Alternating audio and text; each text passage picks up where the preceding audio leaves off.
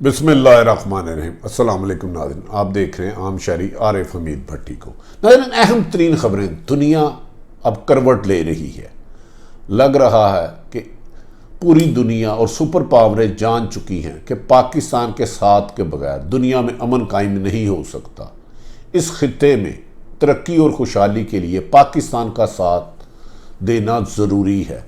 ऐसे लग रहा है दुनिया भर में खुशियां पाकिस्तान की दहलीज पर दस्तक दे रही हैं, और देखना यह है कि हमारे हुक्मरान किस तरह से पाकिस्तान की आवाम की खुशहाली के लिए आइंदा पॉलिसियां बना रहे हैं।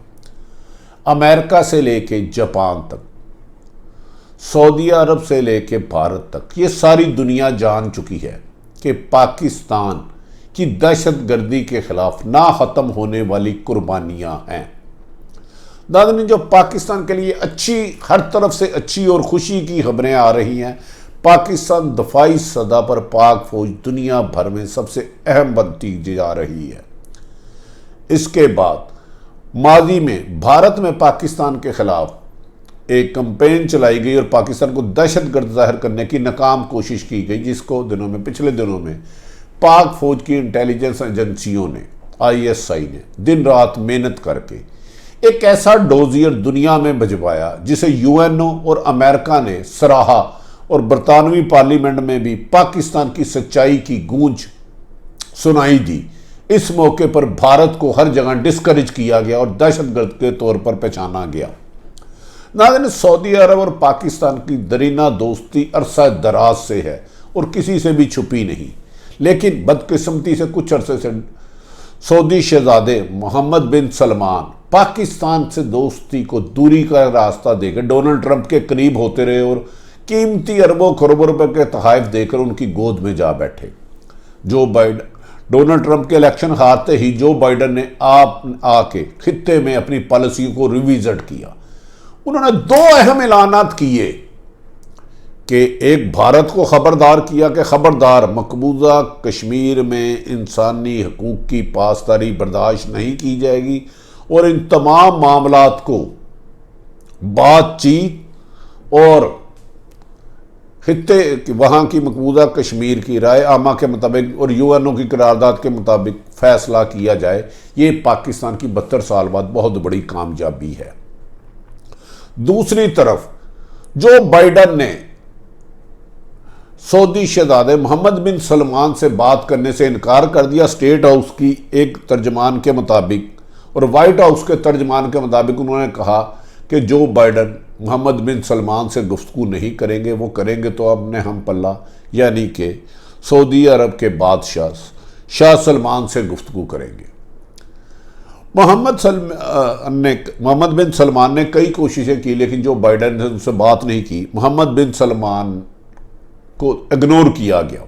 इस मौके पर जो बाइडन ने पहला राब्ता जो सऊदी अरब के साथ किया, वहाँ के बादशाह शाह सलमान से किया।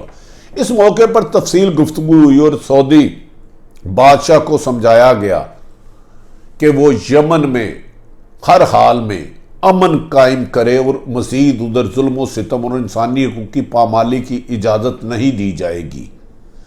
इस मौके पर एक खबर जो उन्होंने उनको बताई, जिसे कि कुछ शिक्कें मीडिया में नशर हो चुकी हैं, जो मोहम्मद बिन सलमान के लिए एक जलजले की मानिंद थी जिससे वो काम उठे।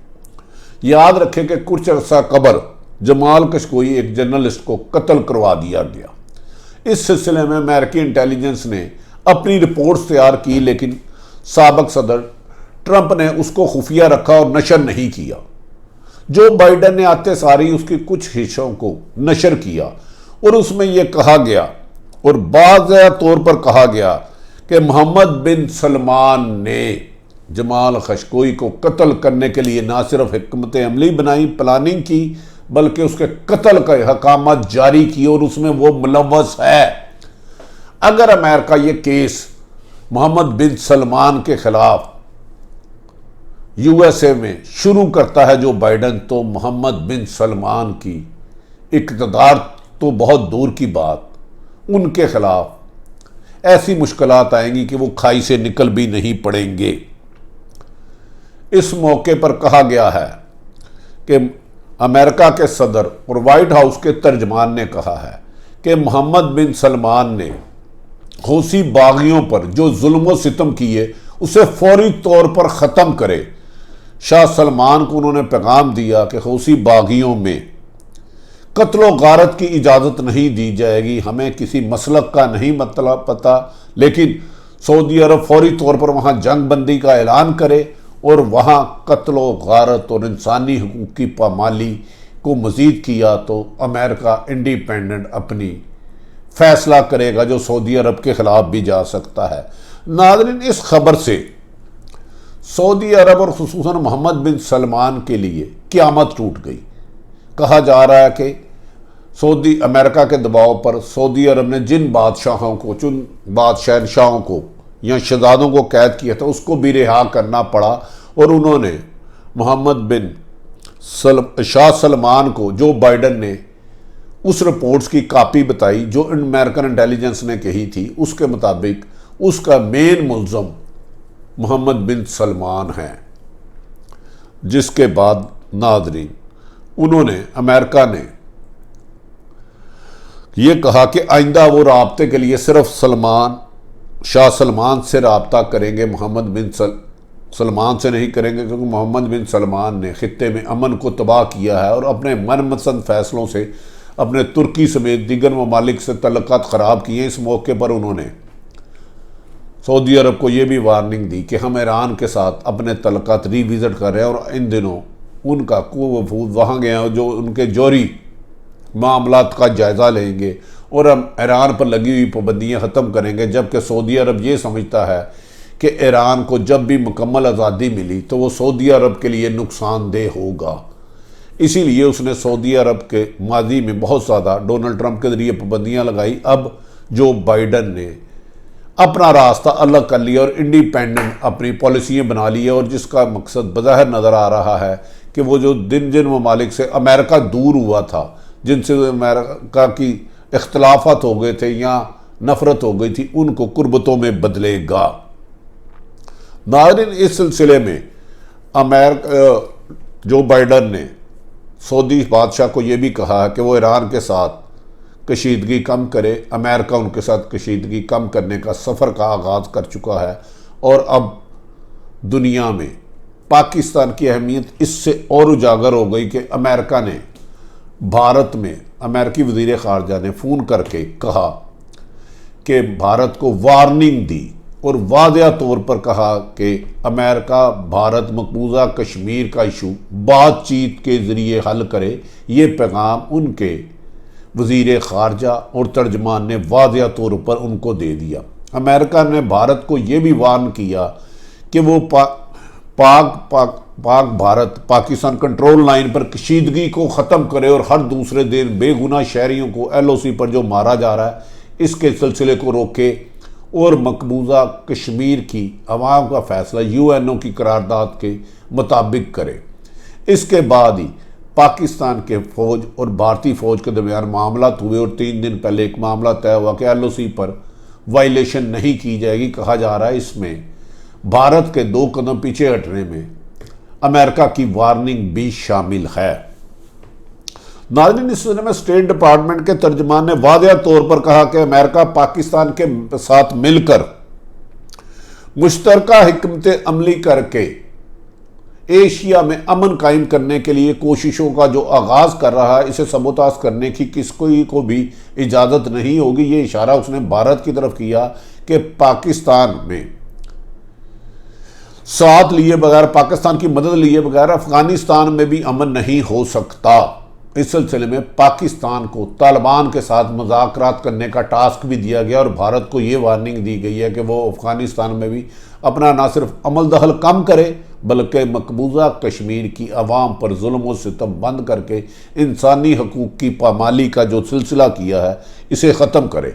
इस मौके पर UNO ने भी अमेरिका को, भारत को ये पैगाम दिया है कि वो मकबूजा कश्मीर में होने वाली तबाही को रोके। जिस तरह इंसानियत की तज़ील मकबूजा कश्मीर में की जा रही है इसकी दुनिया में मिसाल नहीं मिलती और ये दबाव भारत पे हर आने वाले दिन में बढ़ता जा रहा है। अमेरिका की तरफ से, UNO की तरफ से, सुपर ताकतों की तरफ से दुनिया अब ये जान चुकी है कि भारत की दहशतगाना सोच, मोदी की शरपसंद अंगेजी सोच दुनिया को तीसरी जंग की तरफ ले जा सकती है। लिहाजा उन्होंने जो मामला जिन फ़लस्तीन का मामला है, यमन का मामला है, मकबूजा कश्मीर का, इसको हल करने की हदायत की है। नाज़रीन, इस मौके पर कहा यह जा रहा है कि पाकिस्तान और अमेरिका के दरमियान बहुत जल्द अहम राब्ते बैकडोर शुरू हो चुके हैं और मकबूजा कश्मीर के हल के लिए अमेरिका भारत और पाकिस्तान से यूएनओ की करारदाद के मुताबिक बात करेगा। और उन्होंने भारत को पैगाम दिया कि मकबूजा कश्मीर में जो उन्होंने पिछले 2 साल पहले चेंजिंग की थी उसको तब्दील करें। मकबूजा कश्मीर को उनकी आवाम और उनके आबादी के तनासुब के लिहाज से उसको उनका हक दे और इंसानियत की तजलील रोके। पाकिस्तान की सफारती कामयाबी के बाद सऊदी अरब ने भी पाकिस्तान में, शाह सलमान ने पाकिस्तान से गुफ्तगू करते हुए कहा कि वो पाकिस्तान में ऑयल रिफाइनरी और दीगर मामलात में अरबों रुपए की इन्वेस्टमेंट करने जा रहा है। जबकि अमेरिका ने भी कहा कि जून में आने वाले दिनों में FATF में पाकिस्तान का नाम ग्रे लिस्ट से निकल जाएगा, क्योंकि उसने 27 में से 24 शिक्के कंप्लीट कर ली हैं। फ्रांस की वजह से इस दफ़ा नहीं निकल सका। लगता है पाकिस्तान की आवाम के लिए एक तरफ CPEC की खुशियां पाकिस्तान की दलीज पे आ रही है और अरबों रुपए की पाकिस्तान की इकानमी सूरत हाल बेहतर होगी। दूसरी तरफ सऊदी अरब और कतर पाकिस्तान में बड़े पैमाने पर इन्वेस्टमेंट कर रहा है। तीसरी तरफ भारत के साथ जो मामलात कशीदा हैं उसको ख़त्म करने के लिए अमेरिका के पैगाम के बाद पाकिस्तान की तरक्की खुशहाली यकीनन लाजमी हो जाएगी। कहा जा रहा है कि CPEC की तरक्की के बाद पाकिस्तान की रसाई यूरोपीय यूनियन तक नहायत आसान हो जाएगी, जिसकी वजह से पाकिस्तान दुनिया में अपनी बरामदात बढ़ाकर तरक्की करेगा और गैर मुल्की सरमाया डॉलर और पाकिस्तान में गैर मुल्की करेंसी आएगी, जिससे पाकिस्तान कर्ज़ों के बोझ से निकलेगा, रोज़गार की होगा और महंगाई में कमी वाक़या आएगी। हमें यकीन है आर्मी चीफ कमर जवेद बाजवा के इस किरदार को पूरी दुनिया ने सराहा और इमरान खान की स्ट्रेटेजी जो के एड नहीं ट्रेड कामयाबी की तरफ जा रही है और आने वाला 2021 पाकिस्तान के लिए तरक्की खुशहाली और कामयाबी की तरफ गामजन होगा और भारत के लिए मायूस कुन शामिल होगा। इसका एतराफ़ याद रखें कि स्टेट डिपार्टमेंट ने खुद किया है। BBC, वाशिंगटन पोस्ट और अल जज़ीरा और BBC की बेशतर खबरें पाकिस्तान के लिए खुशखबरी की इतला दे रही हैं। नाज़रीन, अगर आरिफ हमीद भट्टी की ये गुफ्तगू पसंद आए तो चैनल को सब्सक्राइब करें। अपने इर्द गिर्द रहने वालों की खुशियों का ख्याल रखें। पाकिस्तान जिंदाबाद।